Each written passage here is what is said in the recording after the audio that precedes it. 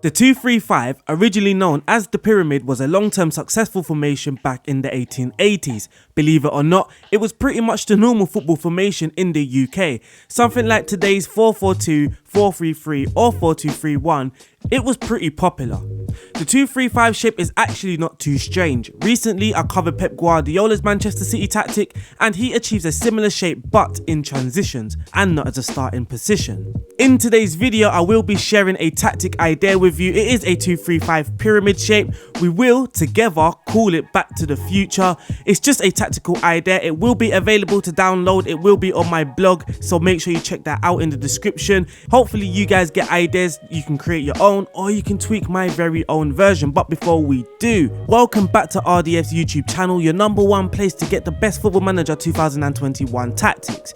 Make sure if you are new or you haven't yet, hit the like button, hit the subscribe button. It would help me out a lot. I just recently hit 2k subscribers. Let's get to 3k. Let's get people watching these videos so they can create some fantastic tactics. But for now, let's get started, and shout out to all my Patreons.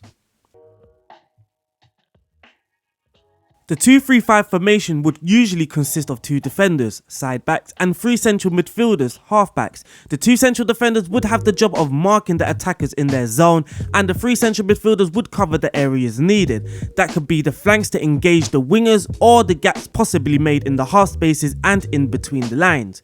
The use of essentially 5 defenders and 5 attackers strikes a balance, but this also gives you the possibility of having a numerical advantage in central attacking areas, as you will have 3 attackers occupying the central areas.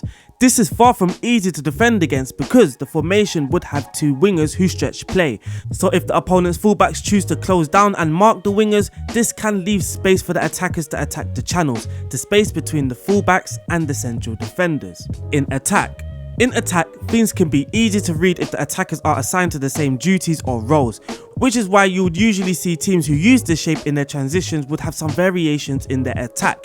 Instead of having 3 central attackers running forward into channels, you would have the option to use an attacker as the main creator.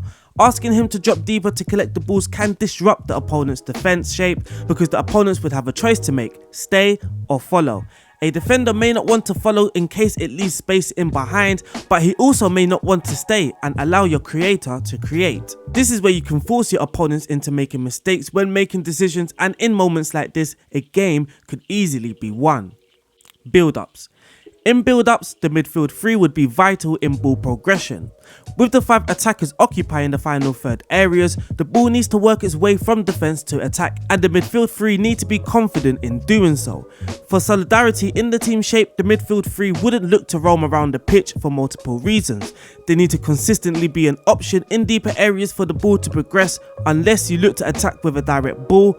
Also, in case the ball is lost, the midfielders need to be in positions where they can stop the counter attack and protect the back too. Once the ball has worked its way forward to the attackers should be expected to use positional rotations. This way you can create space and disorganize the opponent's defense by giving the attackers freedom. One idea could be when the ball is out to the wide player, one of your central attackers could look to move into the wider area to create a 2v1 situation.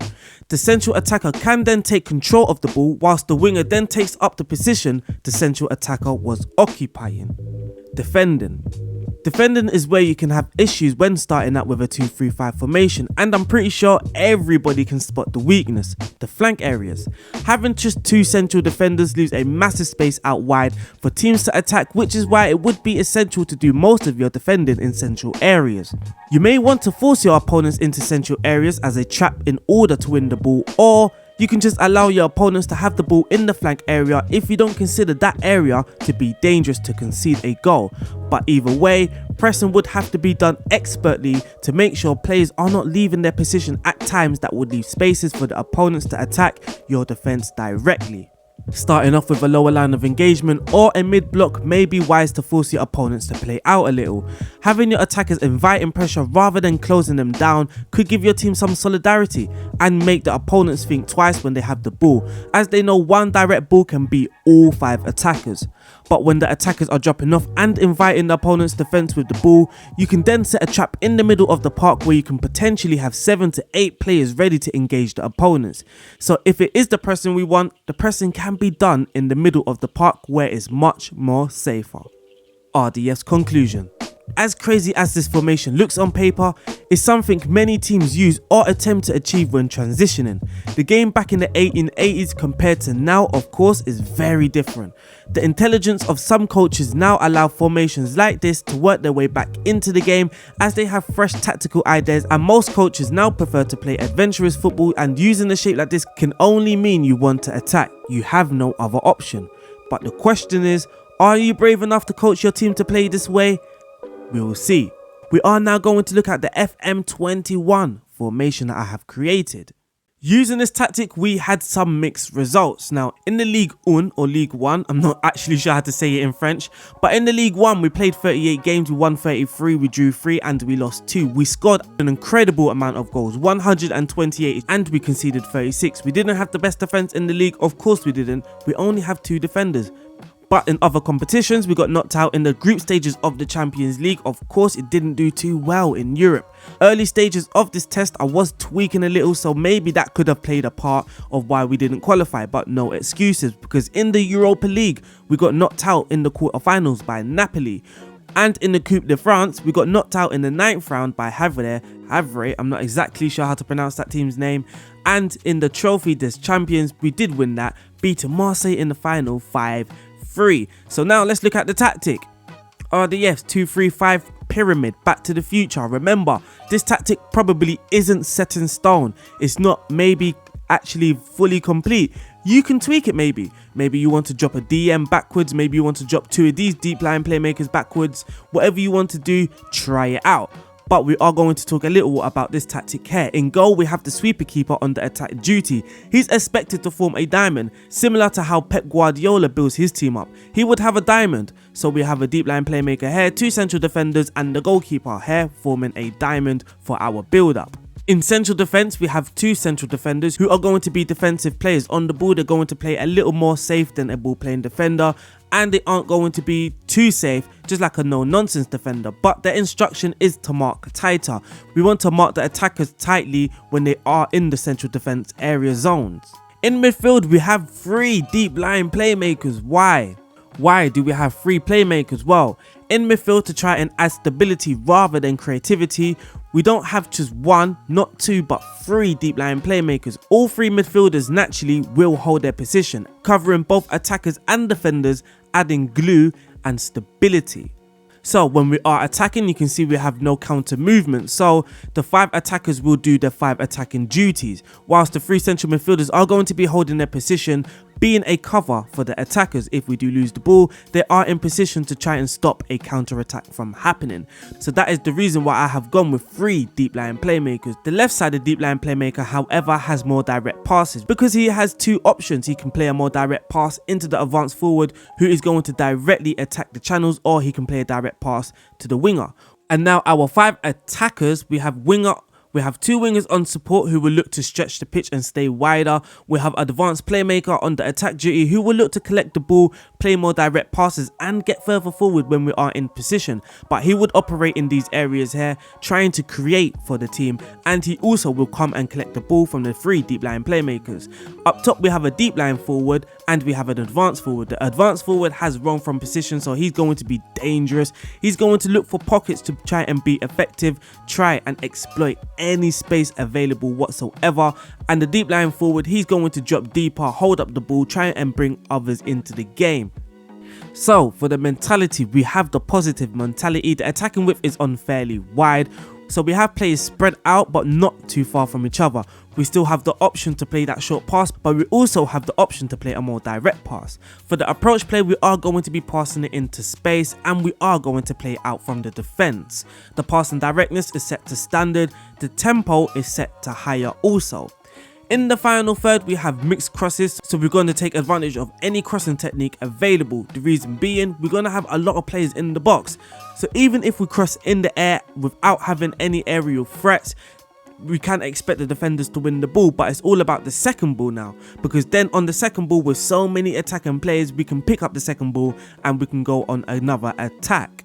And in the final third, we are also going to try and work the ball into the box. For our transition, when the possession has been lost, we are going to try and win the ball back. You will see in a bit, we are still a possession-based team. We still have the highest percentage numbers of possession, and we still complete the most passes. So possession is still key. And in order to be in possession, you need to win the ball when you are out of it. So we have a counter press. When the possession has been won, we have nothing because we don't want to disrupt our shape too much. We don't want to do counter because then look, our central midfielders are also making counter movements, leaving just 2 defenders. Really silly. But we don't also want to hold our shape because we want some movement, we want some positional rotations. So we just left this blank. For the goalkeeper in possession, he will distribute it to the centre backs because that is the only option he has, and he will take short goal kicks. Out of possession now, we have the standard line of engagement. We are going to invite the defenders to try and bring the ball out a little. And doing so, we have the pressing intensity on more urgent. Once this line of engagement has been broken, that is when we are going to be pressing more urgently. We have a higher defense line and the defense width is set to force opposition out wide. Now, I am PSG. I am an elite team.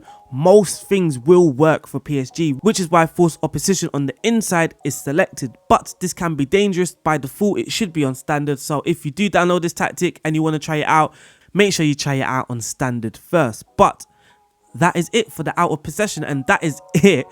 And that is it for the tactic. Now, there aren't any set pieces. If we check for the attack and corners, there are no set pieces done. For the throw-ins also, again, no set pieces. So set pieces aren't the reason why we scored 128 goals. It's purely down to the tactic. You can add your own set pieces if you wish to. We are now going to look at the results though. For this test, for this video, I don't deem them very important because this is mainly a tactic idea rather than a tactic test. I am not trying to sell you this tactic here. It's literally an idea for you guys to flex your tactical creativity. But nonetheless, let's just have some fun and look at it. Now for the average, oh, that's not the possession, that's possession 1. Now you can see we won the possession the most, and for our interceptions we made the second most interceptions. But for the average possession, we were the best with our average possession, 59% of the ball we had. We scored 128 goals. That is 3.37 goals per game, enough to win any game. Expected goals for 98. I'm not sure if there's been a higher expected goals for, but 98 expected goals for is kind of ridiculous for me. We scored 10 of our goals from penalties, but goals from corners, you can see we scored 1 goal from corner. Maybe we should have added a corner routine. Maybe we could have got 130, maybe 135 goals. But there's no corner routine and we only scored 1 from corners. But we did have the most passes completed. Now this ties in when I told you about the counter pressing because it's important. We are still a possession based team.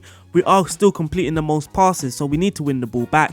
And you can see that we won the ball back well, and we also done well in possession. We completed the most passes, we created the most clear-cut chances, we had the most shots on target, had the most shots at goal, we had the best conversion rate, and we had the most shots per game. We were also fouled the most. Defending though, we didn't have the best defense, though we had the best third defense, which is still very good considering we only had 2 defenders literally. We only conceded 1 from corners. We had the joint most clean sheets, so that is still very good. We didn't foul the opponents very often, and those are the team statistics. We can see the team report now. We were very aggressive and we were very clinical. I'm sorry if I just clicked that too fast. So here we can see this graph a little bit better now. And for the conceding, our defensive efficiency, we were kind of quiet and impenetrable, but then again, we are PSG. We have defenders with very good positioning. We also have midfielders with very good positioning. That is key, very key. Now, Mbappe literally abused this tactic. He was the advanced forward. He scored 51 goals in 47 games, 20 assists, contributed to 70 goals in all competition. Absolutely ridiculous. Neymar, 28 goals and 17 assists in 43 games. Icardi scored 20 goals, 14 assists in 43 games. Draxler got 17 goals. Sarabia got 14 goals and Di Maria got 10. Di Maria also got 10 assists. Those who scored the most also assisted the most. Those 5 attackers are very, very key. The better the 5 attackers are, the more you can expect to score. So we can see the play statistics. Mbappe the top goal scorer, Neymar coming in third, but Mbappe with the best expected goals for, Mbappe with the best average minutes per goal ratio, Mbappe with the most shots on target. Is literally just Mbappe's party here. But for the assist, if we see, look, Mbappe most assists as well, literally ridiculous, but Mbappe has the most assists. Neymar is there with 12, and you can see here, well, we did lose 5-1 in the league. That was one of our losses, and we lost 4-0. So when we did lose, well, it wasn't very pretty, was it? We lost 4-1 to Napoli, we lost 5-1 to Reims out of all team, and we lost 4-0 to Monaco. But look at the games that we did win. You start to see some 6-0s, 5-0s, 4-0s, 2-0s, 4-0s, 5-1, 4-0, 4-0, 7-1. This makes Football Manager a little bit more exciting, especially if you like attacking football. So, that being said, that is the end of this video. Thank you guys for watching. Thank you guys for supporting. Don't forget, if you are new or you haven't yet, make sure you hit that subscribe button, hit that like button. Also leave a comment if you have any tactical ideas. My name is RDF. It has been a pleasure. Shout out to all my Patreons. I'm sorry, I always forget to leave your credits at the end. Your names will now be in the credits as I leave. See ya. Peace out.